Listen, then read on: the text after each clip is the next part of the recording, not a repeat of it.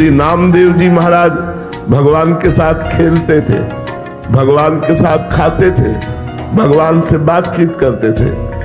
एक दिन गोरा कुम्हार के यहाँ, बड़े महाभागवत से श्री गोरा कुम्हार जी, उनके यहाँ बहुत से संत बैठे हुए थे।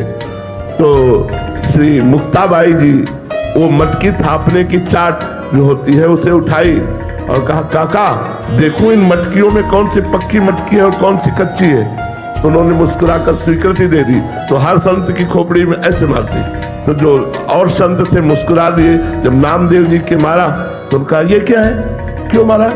तो बोले, काका ये मटकी कच्ची है।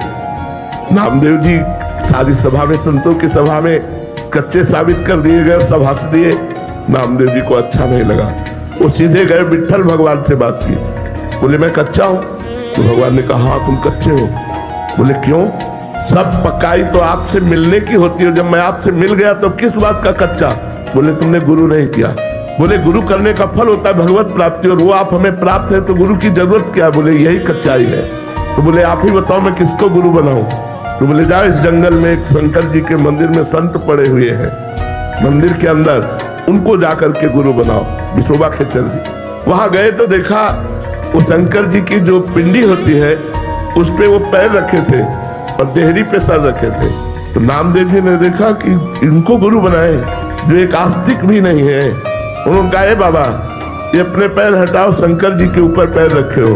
बोले, बेटा जहाँ शंकर जी ना हो वहां पैर रख दो, जहाँ शंकर जी ना हो वहां पैर रख दो। तो उन्होंने जहां जहां पैर हटाने की कोशिश की वहीं लिंग प्रकट हो गया, क्योंकि सब कण कण शिव स्वरूप है, ब्रह्म स्वरूप है। तब उठे और कहा, बेटा कण कण भगवान का स्वरूप है। उन्हें गुरु बनाया और इसी के बाद उन्होंने कुत्ते में भगवत साक्षात्कार कर लिया। जब भगवान के पास गए तो भगवान ने कहा, देखा गुरु का चमत्कार, मैं ही उस बालिका के रूप में थाप मार रही थी, तब तुम मुझे नहीं पहचान पाए, और गुरु कृपा हुई तो कुत्ते में तुमने मुझे पहचान लिया।